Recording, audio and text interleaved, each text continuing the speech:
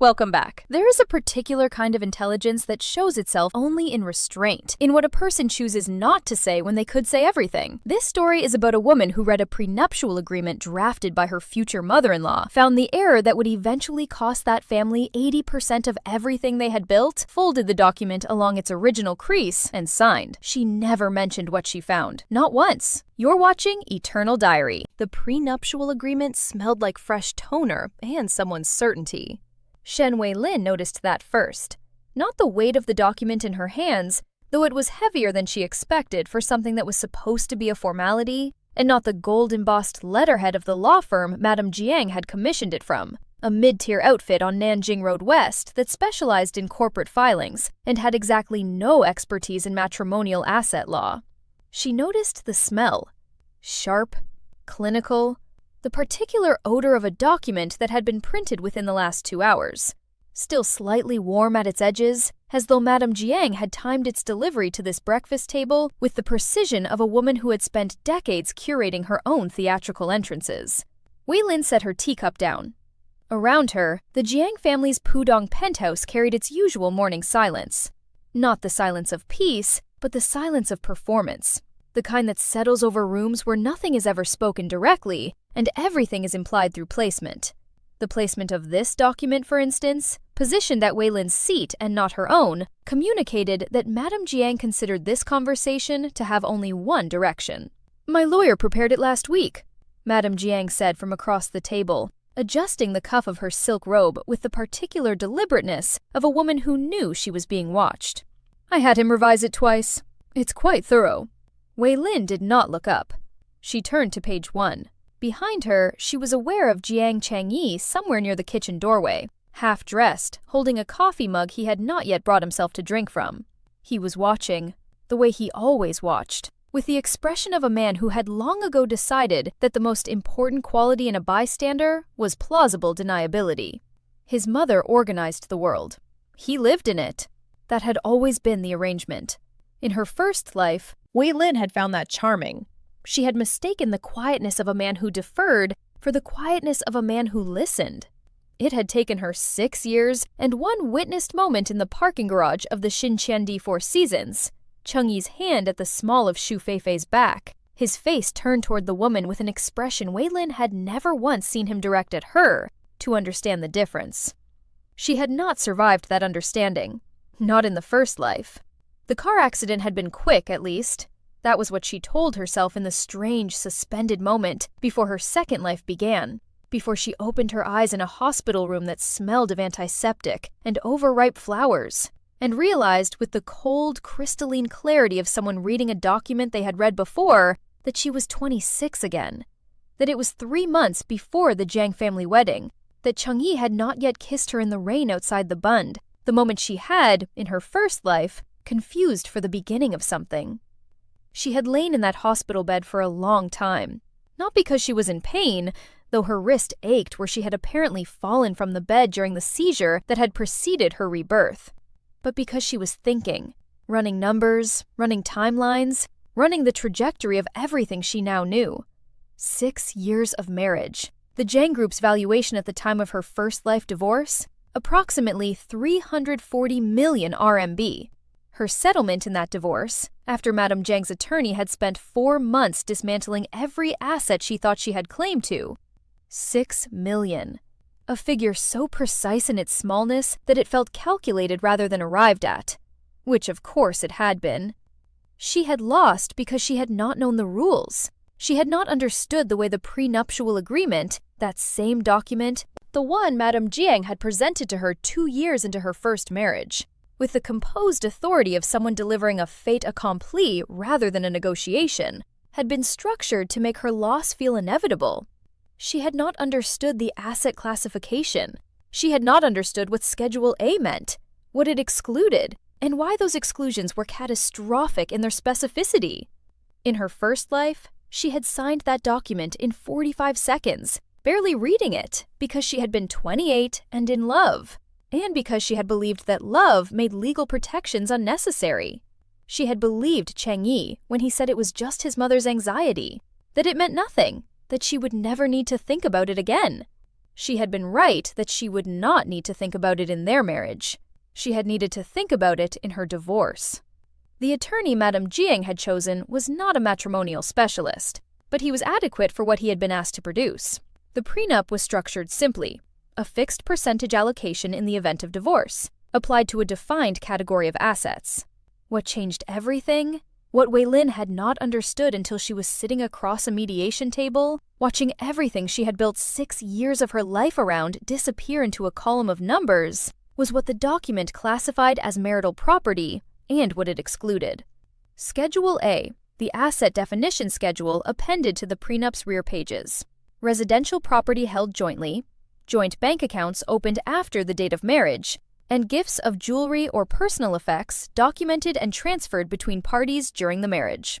That was it. That was the entirety of Schedule A. In her first life, she had not known enough to ask why that list stopped there. She had not known that under standard matrimonial asset law in this jurisdiction, any asset not specifically addressed in a prenuptial agreement defaulted to the standard statutory division framework, which was an equitable split, presumed equal absent compelling reasons otherwise. She had not known that Madame Jiang's lawyer, a competent but underpaid associate named Rong Wei, who had billed the Jiang family 14 hours for the entire engagement, had forgotten, or perhaps simply not known, to include the operating company shares, the investment portfolio, and the income-generating assets accumulated during marriage under the Jiang Group's restructured entity. In the first life, that omission had been invisible to Wei Lin. Her attorney at divorce, a mediocre generalist she had found through a neighborhood referral, had also missed it. Madame Jiang's divorce attorney had known about it and said nothing. 20% of Schedule A assets. That was what Madame Jiang had intended Wei Lin to receive. The schedule had been crafted to contain only the most visible, most emotionally legible category of marital property: the apartment they lived in, their joint savings, her jewelry, while leaving every significant asset entirely unaddressed. 20% of a curated list, and 40% of everything else under the default division framework, because the prenup's silence on those assets was legally equivalent to waiving its own applicability to them. In her first life, Wei Lin's mediocre attorney had framed the divorce as a schedule dispute and accepted Madame Jiang's attorney's interpretation of the document at face value. He had never argued that the omissions in Schedule A constituted a failure of prenuptial coverage. He had never raised the default framework.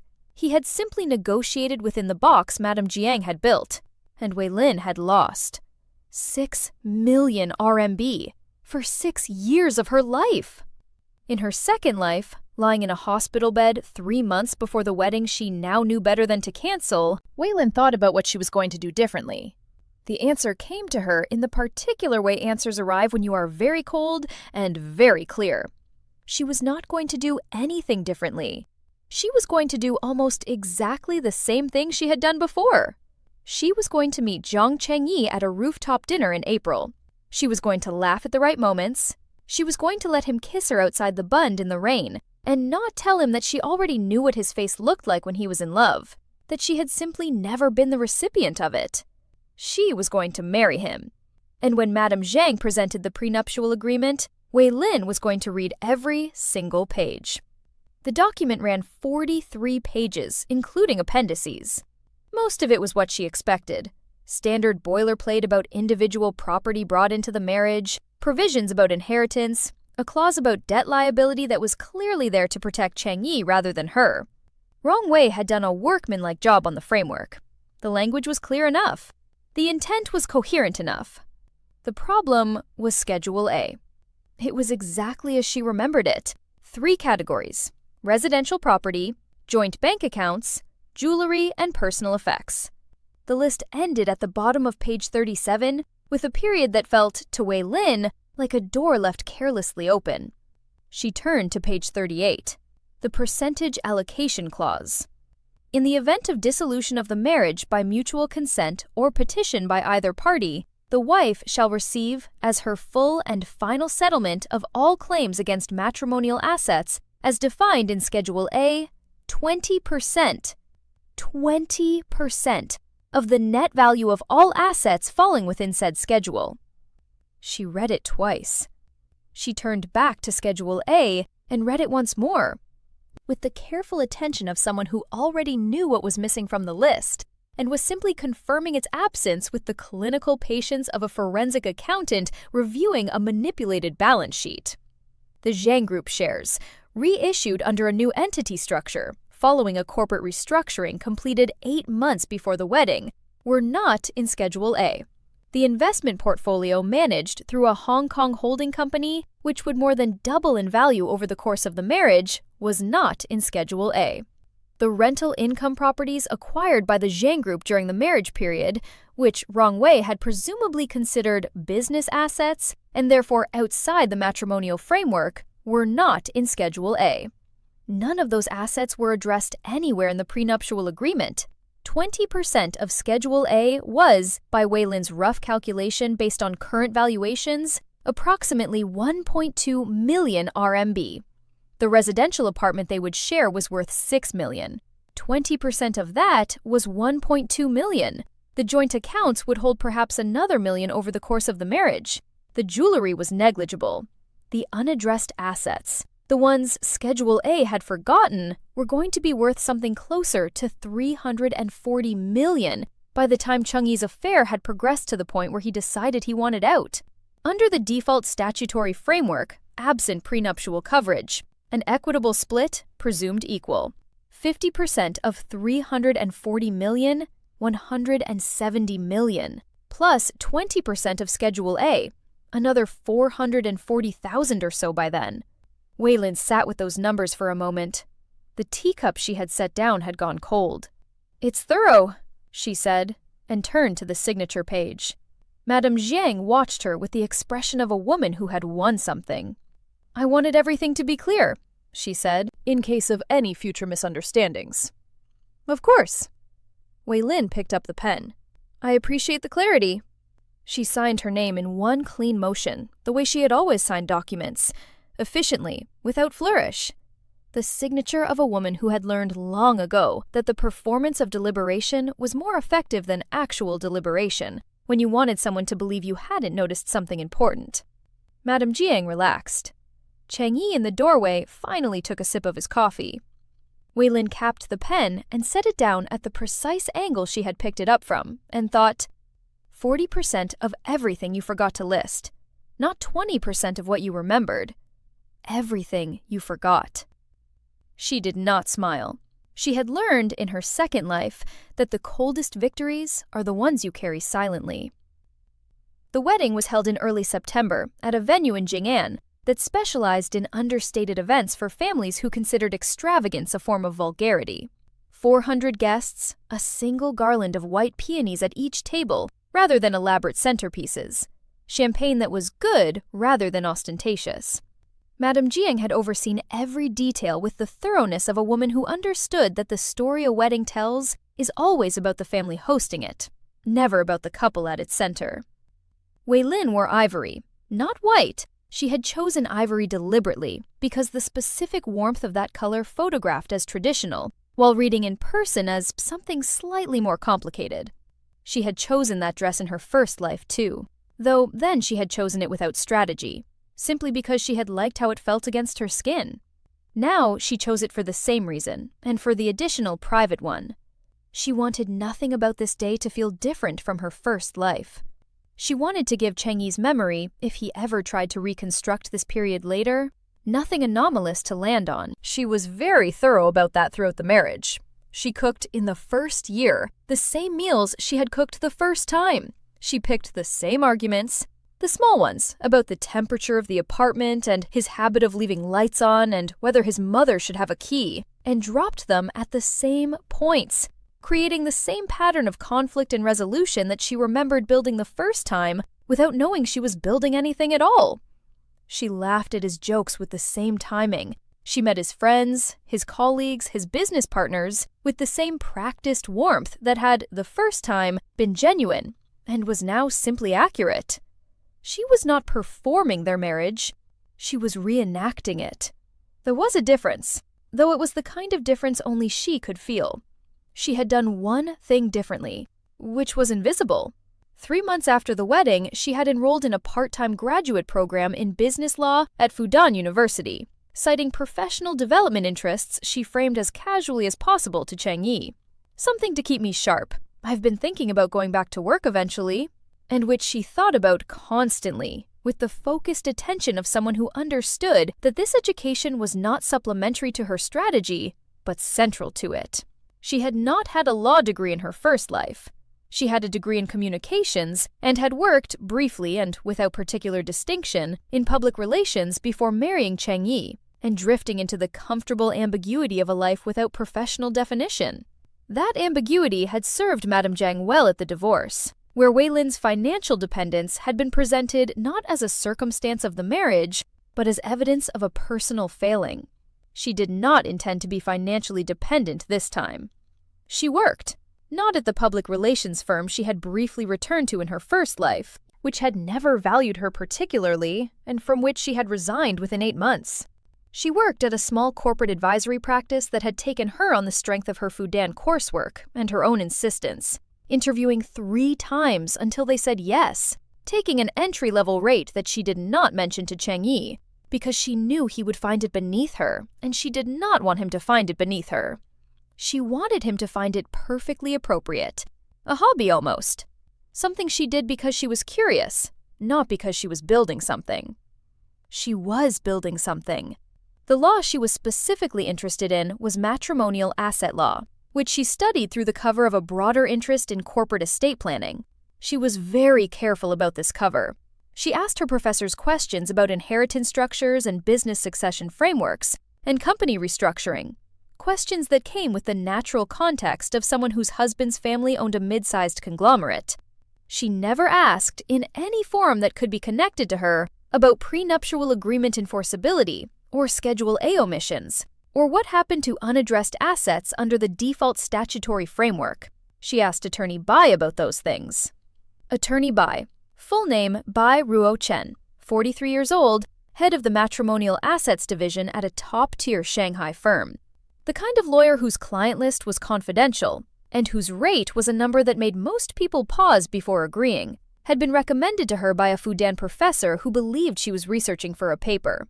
She had met Bai for a consultation in the 2nd year of her marriage, in a private room at a Jing'an restaurant where neither of them would be recognized by anyone connected to the Zhang family, and had laid out the situation with the precision of someone who had been rehearsing this explanation for 2 years. She had brought the prenup, not the original, she was not reckless, but a photographed copy, carefully reconstructed into a clean document, with identifying information modified enough to create plausible distance if it ever needed to exist.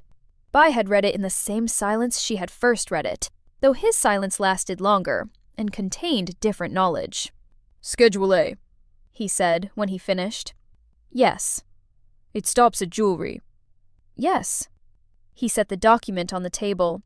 He was the kind of man who did not fidget, and whose stillness communicated something different from Chang Yi's stillness. Not deferral, but assessment. "The group shares. The investment portfolio." "Neither addressed," Wei Lin said. "And the income properties?" "The ones acquired after the wedding, yes. 3 of them currently. Potentially more." Bai picked up his tea. He looked at her over the rim of the cup with the expression of a lawyer who had seen many things and had learned to assess them without visible reaction. "What's the current group valuation?" She told him. His expression did not change, which was itself a kind of change. "The omission from Schedule A," he said carefully, "means those assets are not subject to the prenup's 20% allocation. The document simply doesn't speak to them. Under the standard framework, the court would treat them as matrimonial assets and apply the default. Equal presumption. Absent compelling arguments otherwise." He set the cup down. "And the prenup, as written, cannot be cited as a compelling argument because it doesn't address those assets at all. You can't use a document's silence as a positive statement of intent. The court doesn't fill in gaps in prenups in favor of the party who drafted them." Wei Lin had known this. She had wanted to hear it from someone who was not her.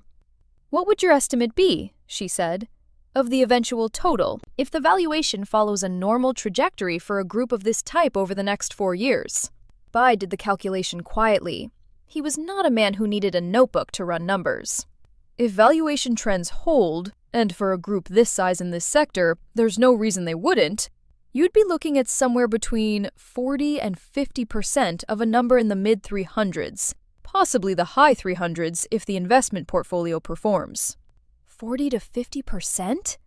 Of the unaddressed assets, plus the Schedule A 20%, which is marginal relative to the rest. She nodded. I see. I should note, Bai said, that this kind of analysis is typically relevant when someone is anticipating a specific event. Of course. She reached for her own tea. I'm anticipating a specific event. He looked at her for a long moment. When you need me, he said, call directly, not through the firm's main line.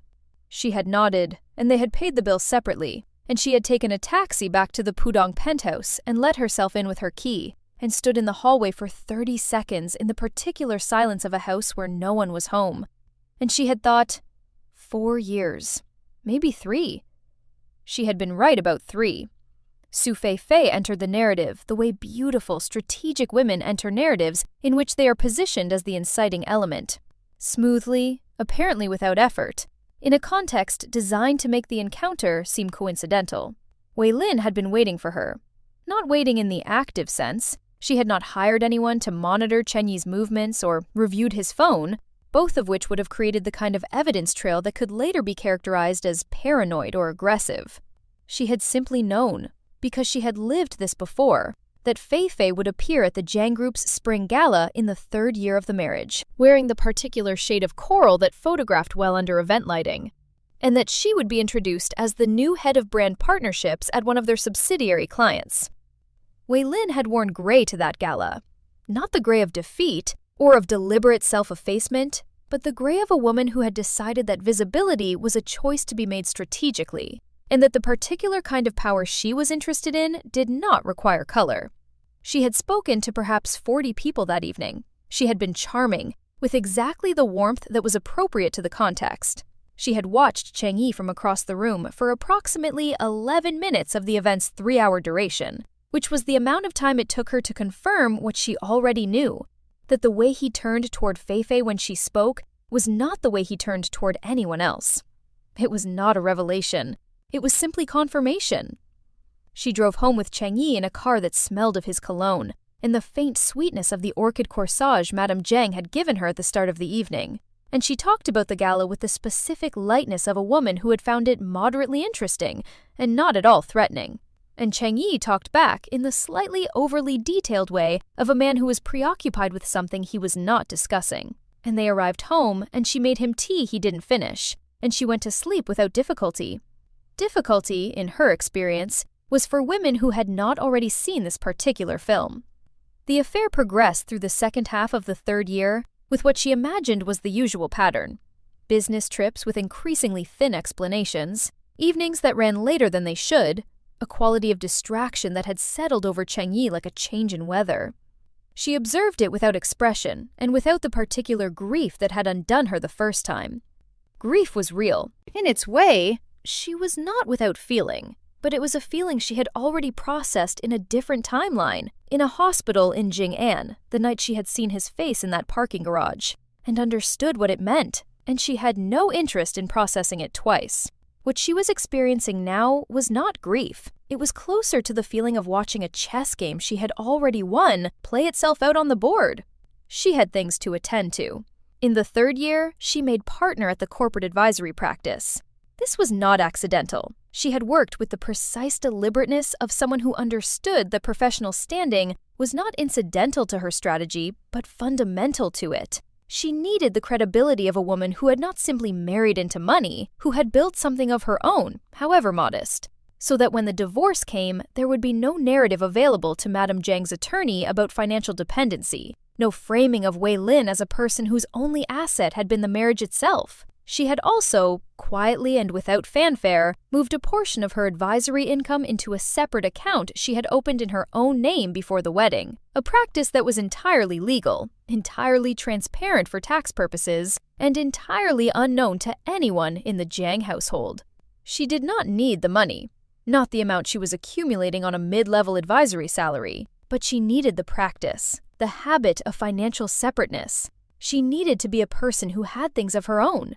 Madame Jiang noticed the career development, which she had expected, and responded to it with the particular mixture of approval and suspicion characteristic of a woman who wanted a daughter-in-law who enhanced the family's appearance, but was not sure she wanted one who enhanced her own.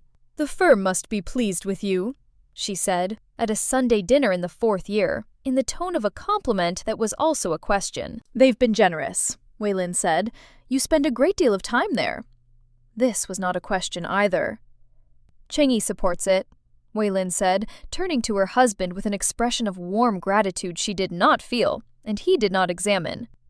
"He's been very patient with the hours." Chengyi smiled the smile of a man who was glad the conversation was about something he could agree with without thinking. "Of course," he said. Madame Jiang looked between them with the eyes of a woman who was adding up a sum she couldn't quite complete. She seemed to conclude that the total was probably fine, and she moved on to the soup. And Wei Lin ate her dinner with the careful appetite of someone who understood that the table she was sitting at was always the last place any of the real games were played. The conversation Wei Lin had been waiting for happened on a Thursday evening in March of the 4th year, in the living room of the Pudong penthouse, with the Huangpu River dark and distant through the floor-to-ceiling windows, and the city lights doing their usual imitation of something beautiful. Chengyi had been home early, which was itself a signal. Men who are conducting affairs rarely come home early. When they do, it is because they have decided to do something that requires the gravity of an early evening, something they have rehearsed in the car on the way home, probably several times. He was sitting at the far end of the sofa when she came in, turned slightly toward the window in a posture she recognized from her first life, the posture of a man who was about to deliver news he expected to be received badly and was preemptively creating distance from its impact. She set her bag down. She put the kettle on. She came back to the living room and sat in the chair across from him, which was not the end of the sofa nearest him, which was where she would have sat in a different kind of marriage. She sat in the chair because the chair was better for what was about to happen, structurally. Better for her back. Better for the angle of her face, which would need to be visible and controlled. "Wei Lin," Chengyi said. "You're home early," she said. He looked at her with the expression she had first seen in a parking garage, and then spent 6 years not knowing, and then died knowing, and then spent 4 more years quietly carrying. The expression of a man who was in love with someone who was not in the room. "I've been wanting to talk to you," he said. "All right." "About us." The kettle in the kitchen reached its temperature and clicked off. She let the silence hold for a moment in the particular way that forced a person to continue rather than retreat. "I think—" He stopped, restarted. "I think we've arrived at a place where we should be honest with each other." "I appreciate that," she said. "I haven't been—" Another stop. He was not a man who was comfortable with direct statements. He had been raised in a household where directness was considered a form of aggression, where even the most straightforward requests were delivered through the elegant indirection of implication. This was costing him. "I care about you, Wei Lin. I want you to know that." "I know that, Chengyi." "But I think—" He looked at the window. "I think we both know that something hasn't been right. For some time." "Yes," she said simply. Not with sadness, not with accusation, with the calm of a woman describing a weather pattern. He turned to look at her then, and for a moment something moved through his expression. Surprise, perhaps, or relief, or the faint guilt that comes when someone braces for a confrontation that does not arrive. "I'm sorry," he said, and it sounded genuine, which she thought was probably the truest thing he had said to her in a year. "I know," she said. "I don't want to—" He stopped again. "I think a separation might be the right thing to consider." His voice had the careful cadence of someone who had been coached, or who had watched too many of those conversations online where people talked about conscious uncoupling and communicating with care. "I've spoken to my mother." "Of course you have." "And what did she think?" He looked briefly uncomfortable. "She thought it might be best to handle things carefully, given the prenuptial agreement." Wei Lin picked up a coaster from the coffee table and set it down again, a small motion that gave her hand something to do. "Of course," she said. "The prenuptial agreement." "She said the process should be straightforward, that you'd already signed it." "I did sign it," Wei-Lin said. "So the division of assets would follow what was laid out in the document?" He was speaking carefully now, with the specific caution of a man who had been told the punchline, but wasn't sure he was delivering it correctly. "It's all predetermined. That's the point of a prenup." "Yes," she said. "That is the point." She looked at him for a moment longer. Then she said, "I think you should call your mother's attorney and have them prepare the initial paperwork. It'll be easier if we proceed through legal channels rather than trying to negotiate informally." Chung-Yi blinked. You're agreeing?" "I'm agreeing to a process," she said. "That's what reasonable people do. They agree to a process." He was quiet for a moment. He had, she thought, expected something more. More resistance, more grief, more of the raw disintegration that the first life version of her had produced in a moment not unlike this one. In the same room, with the same city lights, through the same windows. A moment that had broken her into something she had never quite put back together. He had expected that Wei-Lin. He did not know, could not know, that this Wei-Lin had already survived this moment, had already metabolized its cost, had already decided that the grief was real and private, and entirely separate from the strategy, which was a different thing altogether. "All right," he said at last. "I'll call." She nodded. She got up, went to the kitchen, poured the tea that had steeped while they talked. She brought one cup out for him and left it on the coffee table without ceremony. And she went to her study and closed the door. And she sat at her desk and texted Attorney Bai 2 words. "It's time." Then she sat for a while in the quiet of her own company and allowed herself, briefly, to feel the thing she had kept carefully separate from everything else. Not grief for Cheng-Yi. That had been spent already, in a different version of this life. But grief for the woman she had been before she understood what it cost to be unprepared. Grief for the 28-year-old who had signed a prenup in 45 seconds because she trusted love to make legal documents irrelevant. She sat with that for 7 minutes by the clock on her desk. Then she opened her laptop and began reviewing the asset valuation report she and Bai had commissioned 6 months earlier. Quietly and through a firm that had no connection to anyone in the Jiang network, under the cover of a routine corporate due diligence engagement. The Jiang Group's current valuation, 358 million RMB. The investment portfolio under the Hong Kong Holding Company, 62 million RMB. The 3 rental income properties acquired during the marriage, 47 million RMB collectively. Total assets outside Schedule A, 467 million RMB. Schedule A assets, approximately 18 million RMB. Prenuptially addressed portion, 20% of 18 million equals 3.6 million RMB. Remaining assets subject to default equal division, 50% of 467 million equals 233.5 million RMB. Total. Wei-Lin's entitlement, correctly calculated, 237.1 million RMB. Total assets, approximately 485 million RMB. 237.1 million of 485 million, approximately 48.9%. She stared at that number.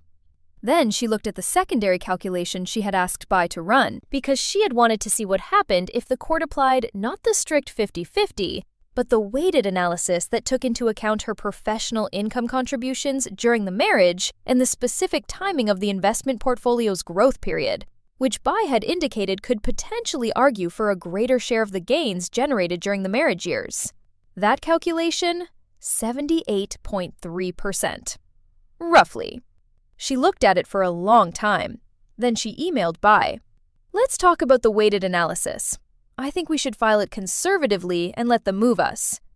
The Jiang family attorney was a man named Feng, who had represented Madame Jiang in various capacities for 20 years, and who had attended the delivery of the prenup with the confidence of someone who had not read it recently, but was certain it was a good document because he had reviewed it 4 years ago and found it adequate. He arrived at Bai's firm's conference room on a Tuesday morning in April, looking precisely as prepared as he believed he was, which was to say, he arrived with a copy of the prenup, a valuation of Schedule A assets, and a settlement offer that assumed the entirety of their leverage, was a document he had not looked at in 4 years. Bai had read the prenup again the night before. He had read it, Weilin suspected, perhaps 40 or 50 times in total across the months of their preparation. He had the kind of relationship with difficult documents that certain lawyers develop. Not adversarial, but intimate, the way a surgeon is intimate with the particular anatomy of a patient, knowing every specific structure and its relationship to every other. Weilin sat to Bai's left. She was wearing a suit she had bought specifically for this meeting. Charcoal. Precise. The suit of a woman who worked in a building like this one. And she had her own copy of the prenup in a folder in front of her that she had not yet opened. Feng arrived with a junior associate and a settlement offer of 4.2 million RMB, which he presented with the brisk efficiency of a man who expected to be gone within the hour. Miss Shen's entitlement under the prenuptial agreement, Feng said, is 20% of the net value of all marital assets, as defined in Schedule A. Our valuation places Schedule A assets at approximately 21 million RMB. 20% of that figure is 4.2 million. We are prepared to finalize at that number.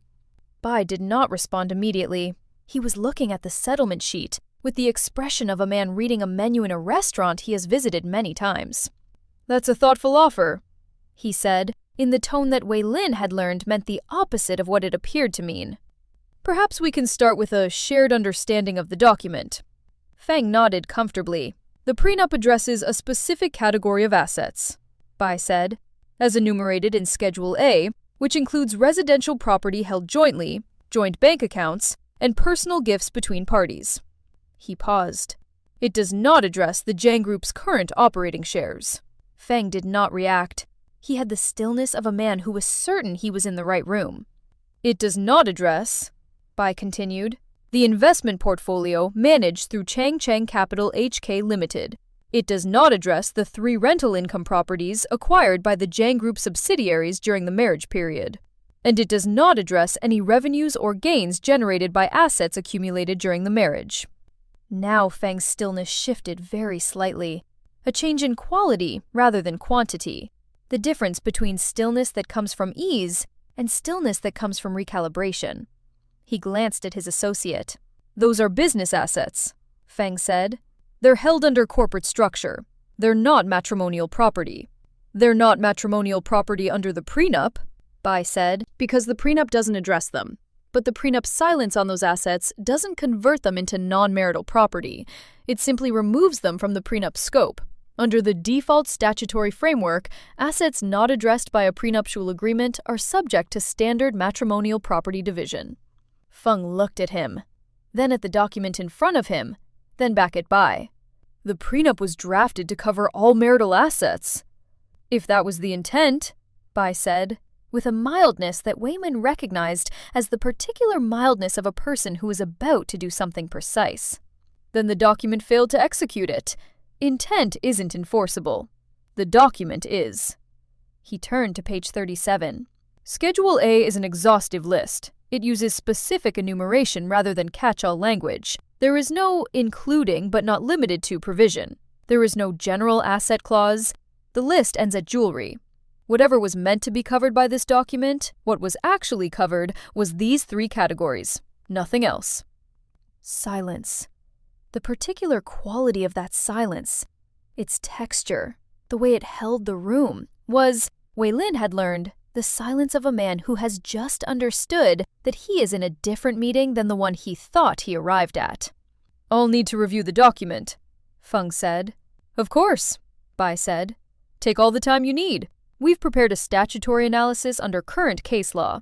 There's about 17 decisions in the last 12 years that address this exact issue, the question of prenup scope and default framework application. We can provide those to you today if you'd like. He paused. We can also provide our valuation of the non-Schedule A assets, which we commissioned independently 6 months ago.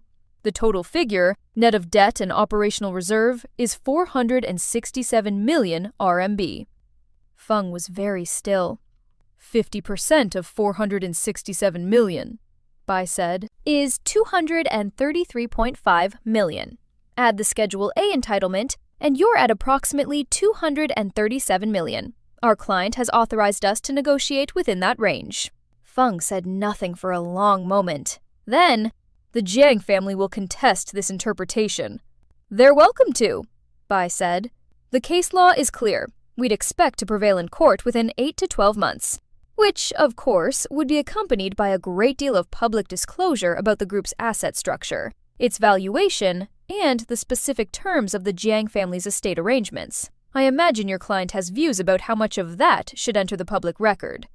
He did not say, I know that Madame Jiang's primary concern has always been how things appear. He did not need to say it. It was the kind of knowledge that operated most effectively through implication. Feng picked up his settlement sheet and set it down again in almost exactly the same position, a gesture that meant he was done with it as a document, but wasn't ready to acknowledge that out loud. We'll need time to consult. Naturally, Bai said. We'll need a response within 30 days. Wei Lin had not said a word. She had sat with her folder unopened in front of her through the entire exchange, and she sat with it unopened now, as Feng and his associate collected their papers and left the conference room, with the specific efficiency of men who were very eager to get somewhere private where they could make a phone call. When the door closed, Bai's assistant brought in coffee. They'll counter within a week, Bai said. Madame Jiang is not a patient woman. No, Wei Lin agreed. They'll try to settle at 60%, maybe 65%. She picked up her coffee. And we'll accept 80%. Bai raised an eyebrow, fractionally. That's aggressive. The litigation risk is real, she said. Public disclosure of their asset structure during a contested divorce would be damaging for the group. They're in the middle of a capital raise. The timing is not good for them. She had known this because she had been paying attention for 4 years, because she had made it her business to understand the Jiang Group's capital position as thoroughly as she understood her own firm's annual reports. They'll negotiate quickly, and they'll settle high to avoid the process. We should be at 80 when they get to 75. Bai looked at her for a moment, with the expression she had seen on his face occasionally across 4 years of quiet preparation. The expression of a lawyer encountering a client whose understanding of strategy is precise enough to be slightly unusual. 80%, he said. Of total assets, she said, not just the unaddressed portion. He ran the number. His face did not change, which she had long since learned to interpret correctly. That's approximately 388 million. Yes. Your theoretical maximum under a court judgment would be closer to 240, which they don't want to go to court to find out. She set her coffee down. They made a mistake in the document, Bai. Mistakes have costs. The question is, who pays them and over what timeline?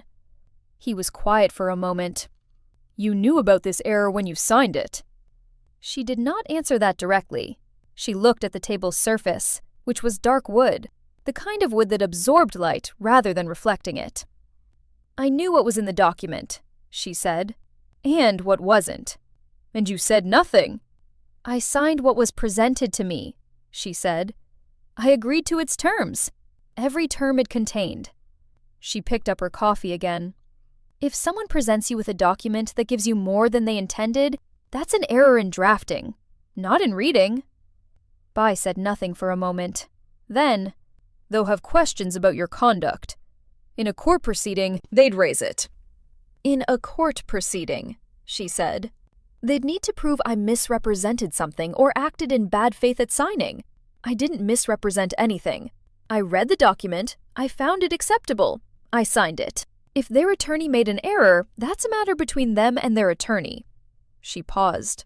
I would also note that the party with the most obvious interest in exploiting a legal error is the party who benefits from it. The party who benefits here had the document prepared for her and still got it wrong. Bai allowed himself a brief, precise expression that on a less controlled face would have been a smile. I'll call you in the counter, he said. Madame Jiang came to see her on a Saturday, which was not something she had done in the first life, and which Wei Lin filed as a divergence from the script. Interesting, rather than alarming. She called ahead, which was also unusual. Madame Jiang had historically operated on the assumption that her presence was welcome at any time, a position that had functioned as unspoken policy throughout the marriage. Wei Lin was in the apartment, which she had not yet vacated because they had agreed to maintain separate routines within the space while the legal process ran.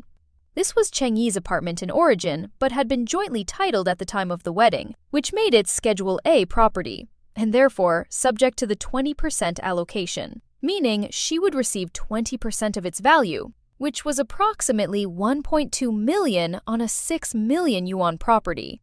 She had done the calculation on the apartment separately. The 1.2 million was real, though marginal relative to the rest. She let Madame Jiang in. She was 64 and looked 58, which was a combination of genetics and the kind of maintenance that wealthy women describe as taking care of oneself, and which requires substantial capital and daily vigilance.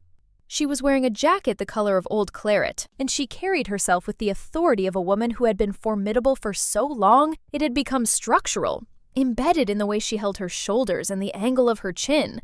She sat in the same chair across from the sofa that Wei Lin usually chose, and Wei Lin sat on the sofa, which was a small domestic inversion she noticed, and did not remark upon. "I won't pretend this is a social call," Madame Jiang said. "I assumed it wasn't," Wei Lin said. "I've spoken with Feng." A pause. "He's explained the situation. His interpretation of the situation." "Attorney Bai's interpretation." "Yes." Madame Jiang was looking at her with the particular attention of a woman reassessing something she thought she had fully assessed. The way you look at a painting when you realize the artist was doing something different from what you initially saw. "You knew," she said. Wei Lin said nothing. "When you signed the prenup, you knew what was in Schedule A." She said it with the flatness of a statement rather than a question, the flatness of a woman arriving at a conclusion she found unpleasant. "You knew what wasn't in it." "I read the document thoroughly," Wei Lin said. "I prepared that document to protect my son." "I know. I had it drafted specifically." She stopped.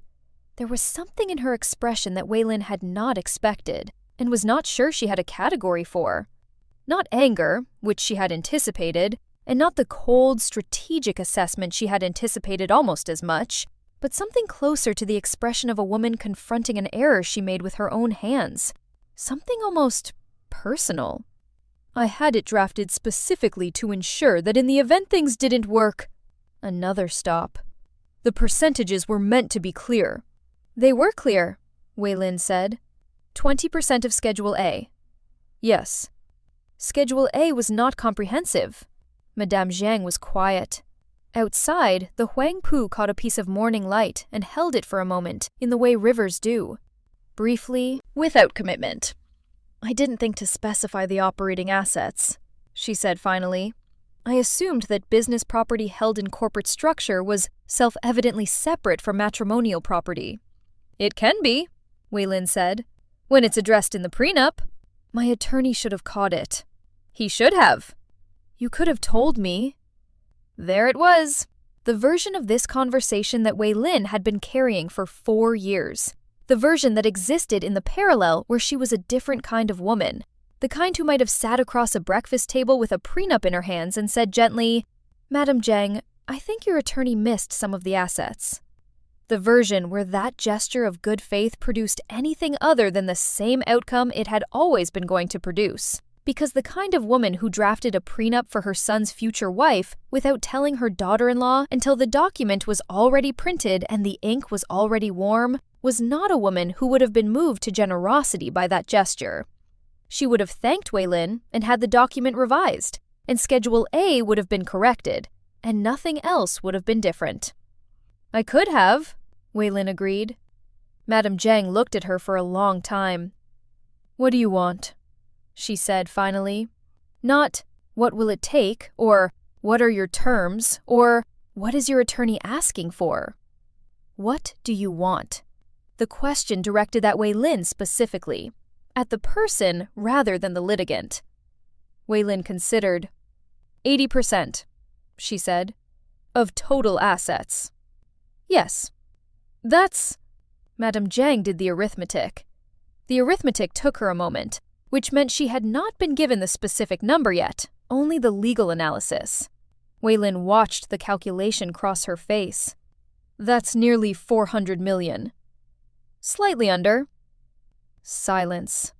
The kind of silence in which a woman is deciding whether to fight something or accept it, which is always a calculation about cost and likelihood and what defeat in each direction looks like. Feng says we'd likely lose in court, Madame Jiang said. On the Schedule A question. Attorney Bai would agree with that assessment. He says a settlement keeps the asset details out of the public record. That's accurate. The capital raise. She said it almost to herself. The Jiang Group's Series B round was in due diligence. A contested divorce with asset disclosure would not improve the investor optics. Weilin had known this the same way she had known everything else about the Jiang Group's current position. Through 4 years of quiet, methodical attention. Madame Jiang set her hands on the arms of the chair. She looked for a moment like a woman who was very tired, which was the first time Weilin had ever seen her look that way. 75, she said. 80, Weilin said. 78. Weilin let the silence run for 3 seconds. 80. And the apartment, at its assessed value? Madame Jiang looked at her. Then, the apartment is Schedule A. The prenup addresses it. The prenup allocates 20% of it to me, Weilin said. I'm proposing to waive the schedule's application to the apartment entirely, in exchange for a slightly cleaner percentage on the overall settlement. Your son can have the apartment outright. The 20% of it I would otherwise receive becomes part of the overall 80% calculation. It simplifies the paperwork. Another silence. Madame Jiang was looking at her, with the expression now of a woman who was understanding something for the first time. Not the legal situation, but the person. The specific kind of person she was dealing with. The kind who had been dealing with her, carefully and completely, for 4 years without her knowledge. You were always going to sign it, Madame Jiang said slowly. Weilin said nothing, regardless of what it said, because you had already looked at it. Before. When I had it drafted, you knew what it contained. This was not quite right, but correcting it would require more disclosure than Weilin was interested in providing. I read it carefully when you presented it, she said. Before that. Madame Jiang's voice was not accusatory. It was the voice of someone completing a calculation. You had seen the structure. You knew what a prenup from an attorney of Feng's caliber would look like, the omissions it would likely contain. You married my son knowing that whatever document I presented you would have gaps. Weilin looked at her. Because you had studied this, Madame Jiang said. The law. It was more than that, and less than that, and also a different thing entirely. But Madame Jiang was close enough. I found the law interesting, Weilin said. The older woman looked at her for a very long time. Outside, clouds moved across the Huangpu in their slow and different way, and the light in the room shifted with them, and Madame Jiang's face moved through something Weilin could not quite classify. Not admiration, which would have been absurd, and not quite respect, but some ancestor of both of those things. The recognition that passes between two people who understand each other's capabilities, even across a field of mutual opposition. 80%, Madame Jiang said. And the apartment to Changyi? Clear. Yes. I'll have Bai draft the settlement terms this week. Madame Jiang stood. She smoothed the front of her claret jacket with the automatic gesture of a woman who had been composing herself in front of other people her entire life, and did not require the pause to do it effectively. At the door, she turned back. The attorney I hired, she said. Wrong way. I don't know who drafted it, Weilin said. Madame Jiang looked at her steadily. You are a better adversary than I anticipated, she said. I want you to know I mean that without qualification. Weilin did not answer.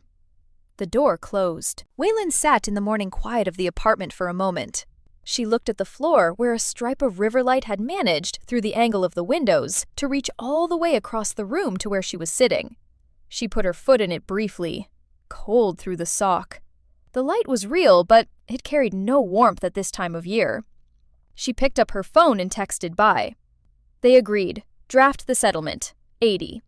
The finalization took 11 days, which was fast by any measure, and which Wei Lin attributed to Madame Jiang's desire to have the matter concluded before the capital raise entered its final stage. Bai's team produced the settlement agreement with the efficiency of a firm that had been ready for months. Because they had been ready for months. Because Wei Lin had asked them to prepare the document framework in January, 6 months before Changyi had come home early on a Thursday. She had not told Bai how she had known the timeline. She had described it as a professional intuition about the trajectory of the marriage, which he had accepted without requiring elaboration, the way good lawyers accept explanations from clients that are accurate in their conclusions, if not their premises. The settlement. 388 million RMB, payable through a structured transfer over 6 months, with the initial tranche released at signing. The apartment, assessed at 6.1 million, transferred to Changyi outright. Her personal accounts, her advisory income, her professional standing, all hers, uncontested, because they had never been anyone else's. She signed the settlement agreement in Bai's conference room on a Tuesday in May. It was not the same kind of morning as the prenup signing had been. No warm toner smell, no performative confidence from across a table. It was quiet and procedural and had the texture of something that had already been completed, that was only now being documented. She signed and initialed where Bai indicated, and then she sat while his assistant gathered the copies. And she looked at the surface of the table, the same dark wood that absorbed light. "What will you do?" Bai said when the assistant had left. She thought about it. She had thought about it before, in the abstract. The question of what came after, of what a person built when she had already dismantled the structure she had been living in. She had thought about it the way you think about a country you have not yet visited, with more specificity about the feeling of being there than about the particular streets. "I've been offered a position at a firm in Hong Kong," she said. "Estate planning, corporate matrimonial." She paused. "I think I'll take it." "You'd be good at it," Bai said. "I know the territory." She picked up her copies of the settlement agreement. She put them in her bag, which was the same bag she had set down in the hallway of the Pudong penthouse the night Changyi had asked for a separation. Practical leather, the color of caramel, the kind of bag that lasted a decade if you treated it with attention, which she did. Outside Bai's building, Shanghai was doing its usual mid-spring impression of a city that had decided to be beautiful in spite of everything. Warm light at a low angle, the smell of restaurant ventilation, and wet pavement from the previous night's rain. Taxis moving through the intersection, with the particular fluid aggression of Shanghai traffic that had always secretly pleased her. The evidence of a city that did not wait. She stood on the pavement for a moment. She thought about Madame Jiang's face in the apartment, the expression she hadn't quite had a category for. Recognition, she had decided later. Not admiration and not respect, but the specific recognition that passes between two people who have been playing the same game from opposite sides of the board for a long time, and have finally, at the end, seen each other clearly. She thought about Changyi in the doorway with his coffee mug, watching his mother manage a morning that had been organized entirely around managing Wei Lin, and how he had never, in 4 years of that marriage, or 6 years of the one before it, thought to ask her what she thought about any of it. She thought about the prenup, the smell of its toner, the warmth at its edges, the 37th page where Schedule A ended with a period, that Rong Wei had probably not thought about again after billing it. She flagged a taxi. She had a call at 2 with the Hong Kong firm, and she was not going to be late.